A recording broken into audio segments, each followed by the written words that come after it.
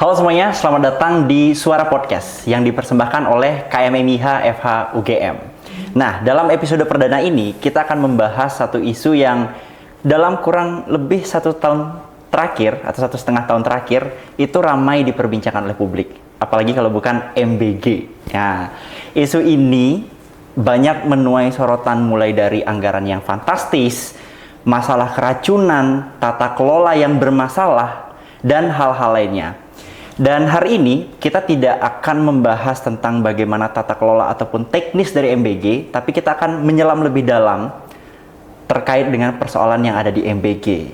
Nah, kita akan membahas esensi dari program ini dan bagaimana kedepannya program ini harus kita laksanakan agar bisa menjadi lebih baik lagi. Ya, untuk membahasnya kita akan mengundang pembicara atau narasumber yang tentunya sudah tidak asing lagi di kalangan akademisi maupun khususnya di UGM. Beliau adalah Dr. Herlambang Perdana Wirataman SHMH. Selamat datang Mas Herlambang. Ya, terima kasih. Terima kasih banyak sudah berkenan untuk kami undang. Ya, Mas Herlambang, sesuai dengan yang saya sampaikan sebelumnya, hari ini kita akan berbicara tentang MBG, makan bergizi gratis. Kalau kemarin kan sempat ramai itu jadi perbincangan tentang keterangannya Mas Herlambang waktu memberikan keterangan ahli di MK yang mempertanyakan apakah ini melanggar hak asasi manusia atau gimana gitu. Nah, sebenarnya kalau melihat bagaimana program MBG ini berjalan sampai dengan sekarang, bagaimana pandangan Mas Herlambang terkait dengan isu ini? Iya, pertama saya apresiasi ya kawan-kawan telah memilih topik ini bagian dari upaya untuk pencerdasan di ruang publik ya, karena kebijakan makan bergizi gratis ini tentu hingga hari ini terus menuai ya masalah, dan masalah ini sayangnya tidak kunjung diselesaikan ya. Nah, sehingga ketika teman-teman bisa refleksikan dalam 1 tahun kurun terakhir ini, itu rupanya kita mendapati realitas-realitas yang semakin menjelaskan bahwa MBG ini semakin terlihat bermasalah. Pertama, desain politik hukumnya itu keliru ya, karena betul dia sebagai program politik yang dijanjikan Prabowo pada saat Pilpres, tetapi itu tidak serta-merta membolehkan untuk menyalahi konstitusi. Berkaitan dengan apa? Ini berkaitan dengan bagaimana penganggaran itu seharusnya dilakukan secara lebih hati-hati. Jangan sampai penganggaran itu kebijakannya justru menekan situasi fiskal di Indonesia. Yang kedua, kebijakannya juga mesti mempertimbangkan soal partisipasi politik warga. Apalagi dikaitkan yang ketiga adalah kita tahu bahwa alokasi anggaran MBG ini kan juga tidak kecil, besar sekali, dan penggunaannya juga harus disertai dengan dasar hukum yang jelas. Kita tahu instruksi presiden yang digunakan sebagai instrumentasi untuk mendorong pada proses pengefektifan anggaran, dan itu juga sayangnya tidak menggunakan undang-undang. Padahal kita tahu APBN sebagai anggaran yang difungsikan untuk program ini, itu kan harusnya mendapatkan kontrol ya, atau masukan dari DPR. Karena kita tahu APBN disusun dengan bentuk hukum undang-undang. Nah, sayangnya ini semua diterobos di proses awal.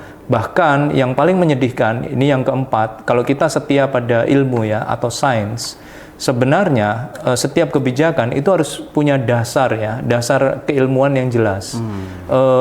Maksud saya adalah mana dasar research yang mau dikerjakan untuk memastikan bahwa program ini memang scientifically evidence atau scientifically proven, kira-kira gitu. Nah, ini nggak dilakukan semua, sehingga tidak mengejutkan kalau kemudian MBG ini pada gilirannya terus bermasalah sampai sekarang. Iya. Dan ya memang nggak bisa menutup mata ya Mas ya, karena persoalan ini ibaratnya berulang terus terjadi. Kayak kemarin ramai tentang masalah pengadaannya gitu ya, tidak terlepas juga dari masalah yang memang Mas Herlambang udah bilang. Tapi saya mau menariknya ke persoalan tentang perspektif hukum dan HAM, Mas. Ya. Untuk kali ini gitu. Kenapa kita penting ngebahasnya si program MBG ini dalam perspektif hukum dan HAM, Mas? Benar sekali. Jadi di sidang Mahkamah Konstitusi itu kan saya dihadirkan untuk sebuah kasus tentang uji materi berkaitan dengan upaya membatalkan proyek strategis nasional. Nah, jadi sebenarnya bukan khusus bicara MBG. Nah, pada saat menjelaskan panjang lebar tentang kenapa pasal 3 huruf D Undang-Undang Cipta Kerja itu bertentangan dengan Undang-Undang Dasar, ini kan kita tahu ya bahwa yang diinginkan proyek strategis nasional itu adalah ekosistem investasi dengan percepatan, dengan kemudahan dan seterusnya. Nah, sementara argumen yang saya sampaikan adalah bukankah kita ini punya pasal 33 ayat 3 Undang-Undang Dasar, bumi, air, dan kekayaan alam yang terkandung di dalamnya dikuasai oleh negara dan dipergunakan sebesar-besar untuk kemakmuran rakyat. Nggak ada di situ bunyinya sebesar-besar kemakmuran investor, itu nggak ada. Ya, jadi pasal 33 ayat 3 itu kemakmuran rakyat. Jadi pasal 3 huruf D itu kan berarti mau mengingkari pasal 33 ayat 3 itu Undang-Undang Dasar Negara Republik Indonesia. Itu satu. Yang kedua, kita tahu infrastruktur atau industri dalam proyek strategis nasional itu kan begitu banyak mengorbankan warga ya. Dan itu justru membuat kita tahu bahwa rakyat Indonesia justru makin menderita karena terusir dari kampungnya, kehilangan hak atas ruang hidupnya, dan juga kehilangan pekerjaan dan penghidupan yang layak, dan seterusnya. Nah, kemudian pada saat argumen itu saya sampaikan, pihak pemerintah itu mempertanyakan, tidak semua programnya itu industri dan infrastruktur. Ada program bagus nih, katanya begitu. Nah, apa itu?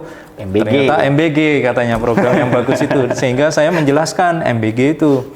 Kalau MBG sebagai proyek strategis nasional, sebenarnya pertanyaan saya sederhana, apa urusannya MBG dengan iklim investasi? Itu pertanyaan mendasar kan? Itu sampai hari ini saya tidak pernah mendapatkan penjelasan. Yang kedua, kalau memang MBG diklaim sebagai bentuk upaya untuk mendorong negara untuk lebih bisa hadir melawan stunting, atau mengupayakan hak atas pangan, gizi, penguatan sumber daya manusia, kesehatan, dan seterusnya, mestinya pakai logika yang jelas ya, terkait dengan bahwa memang betul ada tanggung jawab negara di sana, pasal 28I ayat 4 Undang-Undang Dasar. Nah, tetapi cara yang digunakan itu bertentangan dengan prinsip-prinsip hak asasi manusia. Cara yang saya maksud adalah, satu, Indonesia itu sudah meratifikasi International Covenant on Economic, Social, and Cultural Rights, ya, itu hak ekonomi, sosial, budaya, melalui Undang-Undang Nomor 11 Tahun 2005, ya. Di undang-undang itu sebenarnya jelas memandatkan di dalam pasal 2 ayat 1 memandatkan tentang memang negara harus mengambil langkah-langkah dengan cara apa? Memaksimalkan sumber daya dengan memprioritaskan, ya, dan itu secara langkahnya adalah maju, progressive realization, achieving progressively, itu istilah yang ada di pasal itu. Nah, sayangnya ini kan dasar dari penjelasan bahwa tidak boleh ada, misalnya saya sebutkan satu saja contohnya, non-retrogression principles, artinya nggak boleh membuat langkah mundur. Kalau kebijakan MBG menguras anggaran negara dan itu menyangkut pendidikan, kesehatan, sebagaimana contohnya adalah guru honorer dipotong 2/3 penghasilan per bulannya, seperti yang di dalam film Tak Ada Makan Siang Gratis itu kan ada Pak Agustinus, bayaran dia setiap bulan menjadi SD guru negeri Batu Esa di Kupang itu dia 600.000 per bulan, tapi dipotong jadi 200, menjadi sekarang bayarannya sebulan 233.000 per bulan. Anda bisa bayangkan seorang yang sudah mengabdi 22 tahun itu mengalami pemangkasan seperti itu. Pertanyaan saya, adilkah dalam situasi itu? Yang kedua, inikah yang disebut dengan upaya maju, melindungi SDM, pendidikan, dan seterusnya? Bukankah sebaliknya, ini adalah retrogresi atau menyalahi prinsip non-retrogression dalam hak asasi manusia. Itu poinnya. Oke, tapi kan gini Mas, yang sering diperbincangkan orang itu kan ya anggaplah ya bahwa MBG ini merupakan implementasi dari pemenuhan hak pangan tadi. Tapi kan di sisi lain ya seperti yang Mas Herlambang jelaskan, ada hak-hak lain yang dikesampingkan, hak-hak lain yang dikurangin dalam tanda kutip gitu. Nah, dari perspektif HAM tuh bagaimana seharusnya negara menjalankan pemenuhan hak ini gitu Mas, biar bisa secara bersamaan mungkin, atau seperti apa Mas harusnya negara? Kalau kita setia dengan ilmu hukum ya, khususnya hukum hak asasi manusia, harusnya standar itu digunakan secara utuh ya. Misalnya kalau kita bicara soal hak atas pangan, maka ada standar AAAS ya, itu soal accessibility, kemudian ada affordability dan seterusnya ya. Dan itu memastikan bahwa hak atas pangan itu dilakukan juga dengan tidak ugal-ugalan. Misalnya dia bukan diberikan dengan cara secara kualitas makanan itu basisnya ultra processed food, misalnya UBF, atau makanan-makanan yang sebenarnya banyak yang kemasan-kemasan saja gitu ya. Jadi kalau misalnya kita menyaksikan di bulan Ramadan kemarin itu banyak diberikan dengan kemasan-kemasan dengan alasan bisa dibawa pulang untuk buka puasa. Bahkan ada yang mentah juga dikasih. Ya ada ikan lele mentah di Madura dan seterusnya. Ini kan udah jauh ya dari standar hukum hak asasi manusia kaitannya dengan prinsip hak atas pangan itu. Nah, sementara di sisi lain ada juga yang namanya prinsip hak asasi manusia. Kita tahu ada 8 prinsip hak asasi manusia. Mulai dari universalisme, non-diskriminasi, equality, human dignity, inalienability, indivisibilitas, sampai state obligation. Pertanyaan saya adalah bagaimana dengan indivisible? Kemudian interdependensi, bahwa hak yang satu itu sangat tergantung dengan hak yang lain. Bahwa hak satu direalisasikan tidak boleh mengganggu hak yang lain. Karena disinilah sebenarnya perbincangan soal doktrin hak asasi manusia. Kalau kita masih percaya dengan ilmu hukum yang kita pelajari, bahwa ilmu hukum itu bukan sekedar aturan, bukan sekedar instruksi presiden, tetapi juga ada doktrin hukum yang berkembang dan sudah maju ya. Tapi ini sepertinya diabaikan begitu saja, karena kebijakan ini jelas kebijakan yang sangat anti-sains. Berangkatnya aja nggak pakai riset, tapi menggunakan asumsi-asumsi yang sebenarnya keliru. Kalau kita mau melibatkan ilmu statistik misalnya, berapa sih jumlah stunting di Indonesia? Kenapa kok nggak prioritas pada orang stunting? Targeted itu aja. Daerah 3T, wilayah-wilayah yang di mana jantung kemiskinan itu terjadi. Kenapa nggak prioritaskan itu? Dan apakah memang selesai dengan makan siang? Itu kalau memang mengatasi stunting. Padahal urusan stunting itu mulai dari ibu hamil, ibu menyusui dan seterusnya. Ya, saya dengar hari ini Ikatan Dokter Anak Indonesia protes kepada BGN. Kenapa? Karena yang diberikan justru susu-susu formula. Ini hanya menguntungkan bisnis, tidak menguntungkan bayi. Gitu. Ini menarik karena fenomena ini memang sekali lagi anti-sains. Politik anti-sains yang dipaksakan harus berjalan, sementara kita tahu dampak atau risikonya itu justru lebih berbahaya. Bertentangan dengan hak asasi manusia, dampaknya juga akan panjang secara hak asasi manusia. Berarti kalau saya memahami pernyataan dari Mas Herlambang tadi, kalau itu sejalan ya dengan kritik-kritik dari masyarakat yang bilang bahwa sebenarnya MBG ini programnya tuh misallocation of resources gitu, yang harusnya sumber daya negara yang bisa dimanfaatkan untuk hal-hal yang mendasar, misalnya menjadi miris Mas ya. Di sisi lain, di satu sisi anggaran jor-joran sampai 335 triliun diberikan untuk MBG. Di sisi lain masih ada sekolah rusa, guru tadi yang gajinya itu memang ya 600.000 aja belum tentu cukup, apalagi dipotong gitu kan. Nah, tentang persoalan prioritas penggunaan anggaran ini, ya menurut Mas Herlambang apa yang masih bisa kita lakukan Mas selaku akademisi gitu, memberikan, karena di tengah kondisi sekarang bahwa akademisi itu malah dianggap sebagai musuhnya pemerintah ketika memberikan usul-usul yang mungkin lebih baik gitu, atau mungkin usul-usul yang baik-baik tapi bertentangan dengan apa yang dipikirkan oleh pemerintah Mas. Iya, sangat disayangkan ya kalau misalnya mereka para ilmuwan, akademisi atau kampus justru dimusuhi ya. Karena nggak ada negara jauh lebih beradab ketika kebijakan-kebijakannya itu selalu dengan ilmu. Ya, kita tahu namanya science-based policy, kebijakan berbasis sains.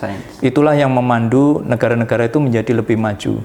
Kalau justru sebaliknya tidak menggunakan science-based policy, ya kita sedang masuk dalam kubangan atau jurang yang justru menjerumuskan negeri ini jauh lebih besar dampaknya di masa mendatang. Terkait dengan misalokasi ya, misalokasi anggaran ini perlu dilacak apakah memang dia by intention, niatnya memang sengaja dialokasikan secara miss ya, atau memang dari awal itu tidak menyadari situasi-situasi ini akan berimplikasi begitu besar kepada situasi-situasi sosial, budaya, ekonomi, politik dan seterusnya. Kita tahu bahwa anggaran ini didapatkan dari proses menaikkan pajak-pajak. Kita tahu bahwa anggaran ini diambil atau dipotongkan dari anggaran pendidikan, walaupun itu dibantah ya. Saya kira saya sudah menulis di media bahwa saya khawatir ini proses politik pemanipulasian di ruang publik, karena anggaran pendidikan yang dikatakan naik itu sebenarnya kan 40% sebenarnya anggaran MBG. Kalau kita bandingkan sejak 2021, 2022, 2023, 2024, 2025, sebenarnya anggarannya itu naik terus kecenderungannya, tapi begitu 2025 anjlok sebenarnya. Kenapa? Karena komponen MBG itu dimasukkan ke pendidikan. Jadi kalau ada yang bilang bahwa itu tidak termasuk anggaran pendidikan, nggak benar. Dan anggaran pendidikan itu apakah bisa dengan alokasi yang namanya MBG? Tidak tepat. Kenapa? Karena itu bukan dari bagian dari pendidikan. Itu sebabnya kita harus tegas memilih dan memilah ya kebijakan-kebijakan ini ruhnya apa ya dalam menuntaskan ya masalah-masalah, terutama dalam konteks Indonesia. Kita ini kan masih jauh tertinggal ya secara edukasi pendidikan. Masih banyak sekolah yang gampang roboh. Hari ini pagi ini juga saya mendengar ada sekolah roboh. Kemarin ada anak yang terpaksa bunuh diri hanya karena tidak kuat beli pensil dan bloknot misalnya, hanya karena tidak ingin ibunya itu menderita, terbebani karena belanja untuk dia sekolah dan seterusnya. Kita menyaksikan ada guru di Manado, guru kimia yang akhirnya berpisah dengan sekolahnya karena sekolah tidak sanggup lagi membiayai. Ini semua atas nama efisiensi, atas nama MBG, atas nama kesejahteraan sosial. Yang menurut saya justru sebaliknya, kalau kita setia dengan upaya melawan pemiskinan ya, istilah saya itu against impoverishment, maka yang harus kita bisa pastikan untuk memberdayakan warga bangsa di Republik ini adalah memangkas akar-akar atau lingkaran-lingkaran pemiskinan itu. Kita tahu bahwa pendapatan kecil, dia nggak punya akses sekolah, karena nggak punya akses sekolah, kompetisinya kecil, maka kompetisinya kecil dia nggak bisa menikmati hidup secara layak. Atau dia nggak punya rumah, karena nggak punya rumah maka dia hidupnya tidak bisa bersih atau rentan sakit, maka dia akan jatuh miskin lagi. Multiplier effect. Nah, itu yang harus di-cut, dipotong ya. Bagaimana caranya kebijakan itu bisa diarahkan untuk memastikan lingkaran kemiskinan itu dipotong. Bukan charity base layaknya negara dermawan yang kemudian seakan-akan secara simbol kami peduli pada rakyat, padahal itu sebenarnya menjadi pesta korupsi bagi elit politik di Indonesia.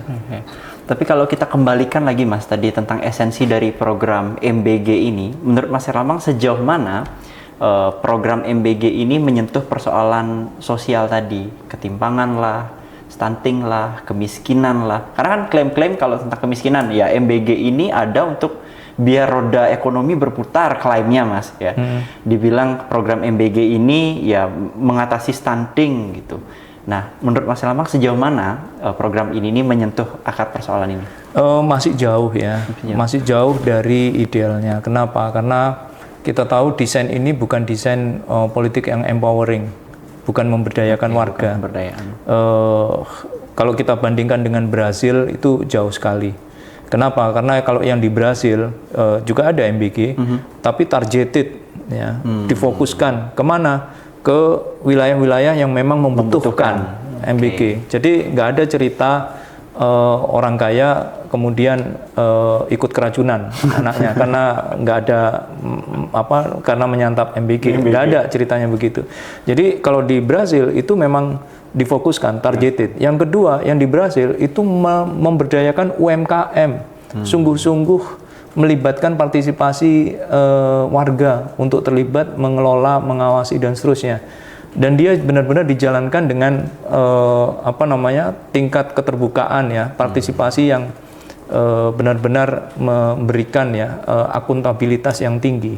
Nah, itu yang membedakan dengan konteks Indonesia, diseragamkan, yang kemudian juga melibatkan institusi keamanan untuk merepresi ketika ada entah ada ulat atau basi atau menimbulkan keracunan. Itu kan represinya terjadi di mana-mana. Ini kan justru membodohi rakyat, justru memanipulasi rakyat. MBG jangan sampai jadi sarana mengonsolidasi penipuan dan pembohongan di ruang publik, ya, yang secara masif malah justru merugikan warga bangsa sendiri. Saya khawatir itu. Khawatirnya itu, ya. Malahan, ya, kalau banyak publik menilai, ya, ini bukannya mengatasi persoalan, tapi malah melahirkan persoalan baru, kan gitu, Mas, ya. Iya, ya. Oke, tapi kalau kita melihat program ini, kan bentuknya adalah program, ya. Nih, kamu kasih saya kasih kamu makan, gitu. Kan bantuan secara langsung kepada masyarakat, intervensi secara langsung, gitu. Yang memang ya tanda kutip itu manfaatnya jangka pendek, Mas. Sedangkan kalau kita bicara tentang kebijakan publik, bicara tentang bagaimana negara seharusnya hadir, itu kan harusnya memberikan proyeksi jangka panjang. Bagaimana memberikan kebijakan itu yang sistematis dan berguna untuk, ya, jangka panjang, gitu, untuk pendidikan misalnya. Nah, kalau menurut Mas Herlambang, apa resiko atau implikasi dari program yang hanya fokus pada bantuan sosial seperti ini, Mas? Iya, saya khawatir, ya, karena dampaknya itu sudah kelihatan sekarang. Efisiensi yang dimaknakan untuk kebutuhan MBG itu kan dampaknya sekarang semakin banyak PHK tuh, Masif, atau paling tidak banyak guru-guru, terutama guru honorer yang mereka berjuang selama ini bertahan untuk tetap bisa mendidik anak-anak, justru meninggalkan bangku sekolah, ya, karena tidak lagi bisa mengajar atau kesejahteraannya terganggu, dan itu dikhawatirkan mengganggu proses pendidikan berkualitas. Nah, saya bayangkan bahwa kalau tidak pernah sungguh-sungguh atau serius mengurusi pendidikan di Indonesia ini, ya, kita akan semakin jauh tertinggal. Kita akan menjadi generasi yang gampang terjerumus pada persoalan-persoalan yang nggak penting. Justru kita tertinggal karena secara teknologi nggak maju, secara institusi sains itu juga semakin tidak bisa adaptif dan kompetitif, ya. Kita tidak punya kemampuan untuk memanfaatkan sains sebagai pemandu perubahan kebijakan. Ya, kita akan tertinggal secara pendidikan. Padahal sebagaimana yang saya sampaikan di sidang Mahkamah Konstitusi, ya, dengan dana MBK yang begitu besar, ya, itu bisa tuh untuk membiayai SD, SMP, SMA, perguruan tinggi, sehingga mahasiswa nggak perlu UKT. Itu saya sampaikan dengan sungguh-sungguh. Kenapa? Ada kok banyak negara yang sudah membebaskan UKT, nggak ada UKT, artinya mau perguruan tinggi itu pun sudah nggak perlu bayar. Kita hitung saja, contoh misalnya ilustrasinya, ya.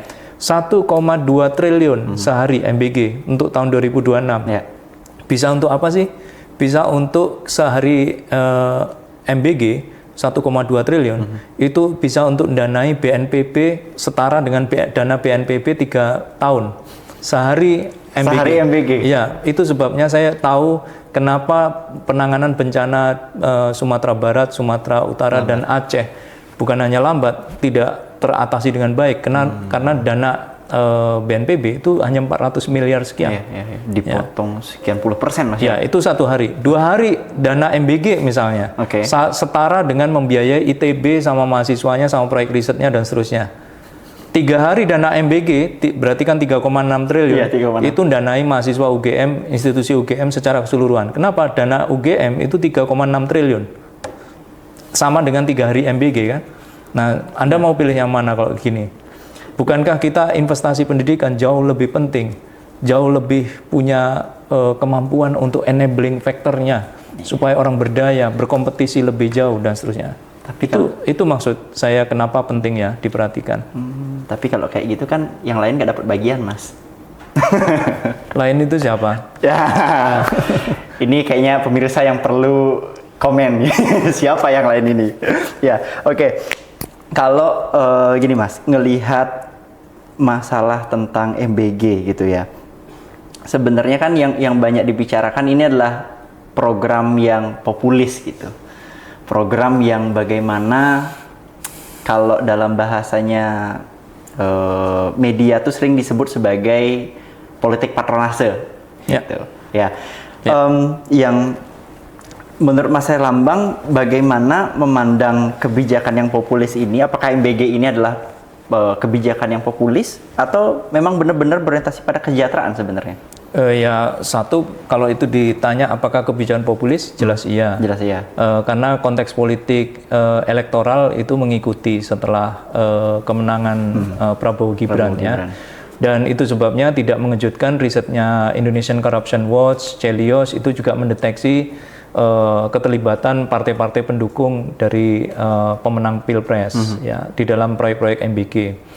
Itu juga yang tidak mengejutkan, potensi korupsi itu besar sekali di MBG ya, dan itu hal yang sangat menyedihkan, seakan-akan korupsi akan terus terjadi dan tidak berhenti. Nah, kalau dikaitkan dengan apakah ini adalah proyek kesejahteraan masyarakat, tentu kalau kita lihat parsial itu akan bisa dijawab ya itu mungkin saja sebagai kesejahteraan. Tetapi kalau kita bicara soal kesejahteraan, maka elemen yang harus difikirkan adalah bagaimana memastikan ketimpangan atas realitas sosial ekonomi di tengah masyarakat itu bisa dikurangi, dikikis. Apa ya ketimpangan itu? Ketimpangan itu ya kalau memang pemerintah itu percaya dengan stunting, itu harus diatasi. Maka upaya untuk mengatasi stunting ya basisnya sains dong. Mulai dari keluarga, ibu ya yang mengandung, menyusui anak usia dasar di TK atau SD itu yang diprioritaskan, terutama kawasan 3T atau kawasan kantong-kantong kemiskinan. Itulah cara yang benar. Jadi bukan langsung dihabiskan sementara yang lain terdampak. Belum lagi kita bicara soal sektor kesehatan yang terdampak akibat MBG ya. Jaminan sosial itu kan juga penting ya. Kenapa kok nggak universal coverage di sektor pendidikan dan kesehatan? Kok malah universal coverage-nya MBG? Nggak ada di negara di dunia ini MBG universal coverage, nggak ada. Kenapa? Karena universal coverage itu adalah pendidikan, kesehatan. Orang sakit itu harus dipastikan setiap warga negara itu punya hak untuk mendapatkan layanan dasar kesehatan. Punya hak. Malah itu yang penting buat warga. Kenapa? Karena di Indonesia ini orang jatuh sakit itu bisa langsung jatuh miskin. Orang ingin sekolah tinggi itu bisa jatuh miskin tuh orang tuanya karena jual sawah dan seterusnya.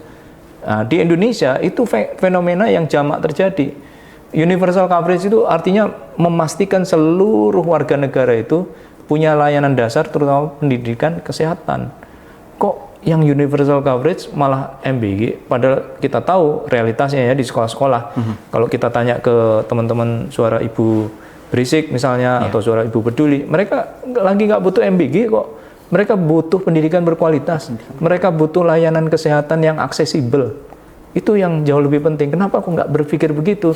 Sekali lagi, saya khawatir ini hanya menjadi alat untuk menangguk keuntungan secara koruptif di Republik ini melalui program-program berkedok populis itu tadi.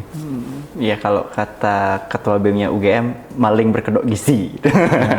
Gitu kan satir yang diberikan. Oke Mas, tapi saya pikir kita penting juga untuk fair Mas ya. Kalau kita ngelihat nih dari MBG di awal itu, di Januari 2025,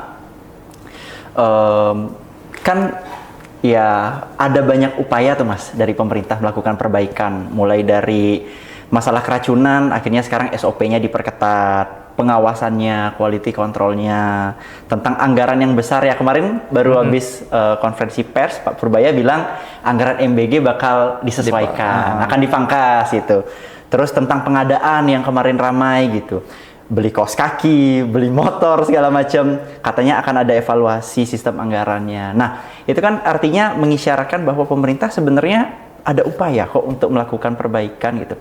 Nah, menurut Mas Herlambang optimis nggak melihat upaya perbaikan yang dilakukan oleh pemerintah sekarang?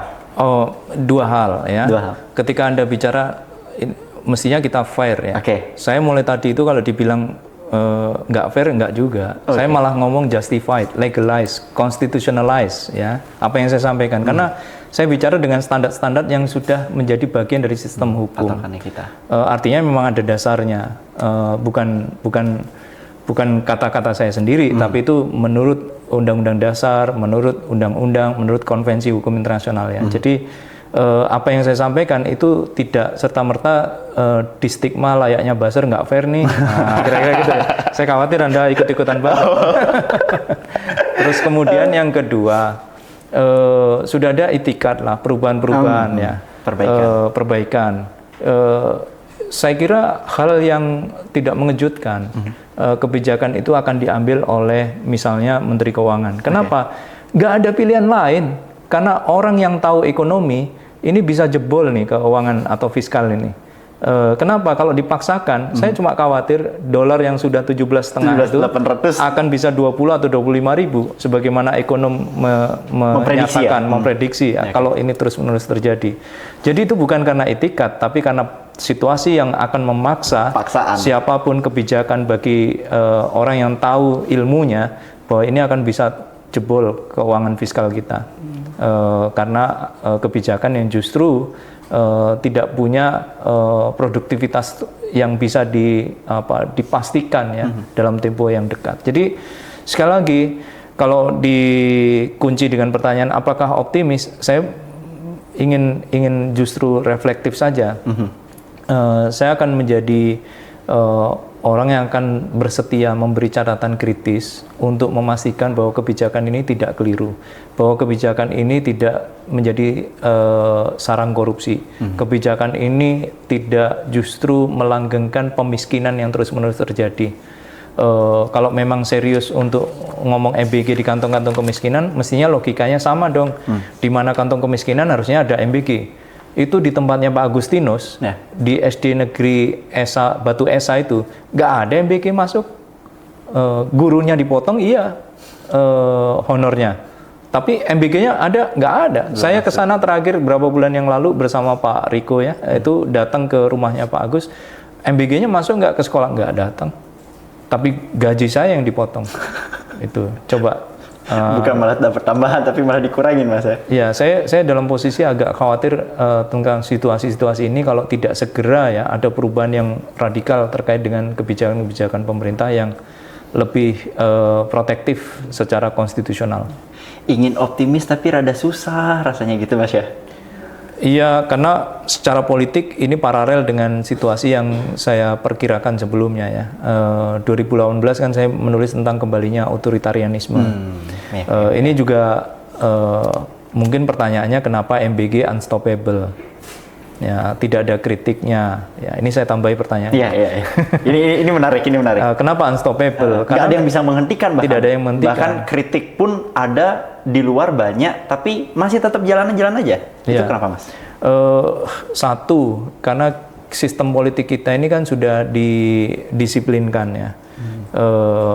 Didisiplinkan sekaligus dikartelisasi. Nah, ini yang saya sebut sebagai cartelized political system, sistem politik kartel, masuk di sistem pemilu maupun sistem partai politik. Jadi anak muda sekarang kalau mau berkontestasi dalam pemilu, kalau nggak punya bapak seorang presiden, nggak mungkin dia tampil. Kira-kira gitu ya. Jadi nggak mungkin dia tampil. Pasti melalui proses yang sangat berlapis-lapis yang itu tidak terjangkau bagi warga biasa. Inilah yang disebut cartelized political system. Apa resiko yang terjadi kalau cartelized political system? Maka kita hanya punya opsi yang sedikit dalam pilihan-pilihan politik. Kalau pilihan-pilihan politiknya sedikit, maka yang akan bisa menangguk keuntungan secara ketatanegaraan melalui proses elektoral adalah mereka yang punya modal besar, dan itulah kaum oligarki. Dan oligarki sekarang sangat dominan atau bahkan melekat dalam sistem tata negara. Inilah yang saya sebut sebagai oligarch embedded politics, politik oligarki yang melekat dalam sistem tata negara. Nah, konsekuensinya adalah tidak heran kalau tidak ada oposisi, tidak heran kalau tidak ada partai politik yang bekerja secara kritis ya atas kebijakan. Tidak heran juga kalau represi terus-menerus terjadi dan bahkan dinormalisasi. Kenapa? Karena memang situasi politik lah yang mengakibatkan MBG ini jalan terus. Tidak ada kontrol apapun, sekalipun bahkan menggunakan anggaran yang sangat menguras dana pendidikan dan kesehatan. Wow. Sangat bermasalah ya. Kalau dibayangkan, kalau dilihat dari kacamata lebih luas lagi Mas ya. Ya, MBG ini berjalan, di sisi lain juga otoritarianismenya semakin menguat gitu. Nah, oke, ini mungkin pertanyaan terakhir Mas Herlambang, tentang kalau kondisinya sudah seperti ini gitu ya. Persoalan banyak ke depan ya, rasanya kita mau optimis pun rada susah gitu. Kira-kira apa yang bisa Mas Herlambang tawarkan untuk pemerintah mungkin? Ya, sebagai dosen ya, saya akan memberikan pembelajaran yang terbaik untuk mahasiswa di UGM. Ya, melalui pikiran-pikiran kritis yang harus ditumbuhkan. Karena nggak mungkin tantangan sebesar ini dijawab oleh seorang dosen. Dua, saya percaya ketika ruang-ruang pencerdasan politik kewargaan itu berjalan, maka sebenarnya setiap warga negara berhak untuk menagihkan pertanggungjawaban negara sebagaimana pasal 28I ayat 4 Undang-Undang Dasar Negara Republik Indonesia ya tahun 1945. Nah, ketika proses menagihkan tanggung jawab ini, maka ada kewajiban bagi kita semua untuk bersolidaritas, menyuarakan apa yang memang seharusnya terjadi. Karena saya tidak ingin kisah yang begitu menyedihkan ini kemudian menjadi refleksi kegagalan para pendiri negara. Kita tahu Hatta sudah bersusah payah merumuskan pasal 33, di mana di situ sosialisme ekonomi Indonesia. Soekarno memperjuangkan pasal-pasal tentang demokrasinya. Nah, itu yang juga saya kira perlu dipertimbangkan ya. Kalau memang negara ini apalagi dengan konstitusi barunya mendaku dirinya negara hukum yang demokratis, maka tidak ada pilihan lain kecuali kita semua punya kewajiban yang sama, setara untuk menyuarakan apa yang terbaik bagi Republik ini. Jadi tidak ada istilah bahwa siapa yang lebih layak adalah mereka yang punya posisi struktural di kekuasaan, tidak. Semua punya daya imajinasi sekaligus daya juang yang sama untuk memastikan bahwa kita akan mewarisi apa di generasi masa depan. Dan generasi Anda, anak muda, Gen Z sekarang, itulah yang paling absah untuk memperjuangkan ya, atau yang paling berkepentingan, karena itu akan berdampak pada kalian yang lebih merasakan apa yang terjadi di masa mendatang. Ya. Mas, maaf, tadi saya bilang terakhir, tapi saya jadi kepikiran nih Mas, tentang kalau tadi kan apa yang para akademisi, anak muda bisa lakukan dan harus lakukan gitu. Kalau bicara tentang desain kebijakan sosialnya yang ideal sehingga bisa melahirkan program-program pemenuhan hak asasi manusia yang substantif, kira-kira apa yang bisa Mas Herlambang tawarkan, Mas? Sederhana. Pertama, baca konstitusi. Oke. Karena 20% anggaran pendidikan itu belum dipenuhi. Kan mudah ya. Kedua, kalau kita percaya dengan hukum hak asasi manusia itu adalah bagian integral sebagai hak konstitusional warga negara, maka penuhi semua hak asasi manusia yang ada di dalam konstitusi. Kenapa? Karena itu tanggung jawab negara, terutama pemerintah. Itu bukan kata-kata saya, kata-kata pasal 28I ayat 4 Undang-Undang Dasar Negara Republik Indonesia. Jadi mudah-mudahan ya buzzer juga belajar konstitusi gitu ya, mereka supaya nggak ngawur bicaranya dan merusak akal sehat negeri ini. Maka langkah-langkah yang diupayakan bisa sesederhana itu.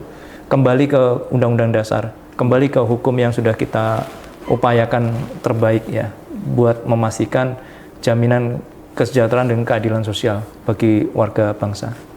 Baik, terima kasih banyak Mas Herlambang. Ini sebenarnya saya pengen ngobrolnya lebih panjang, tapi karena durasi ya, saya akhiri sampai di sini.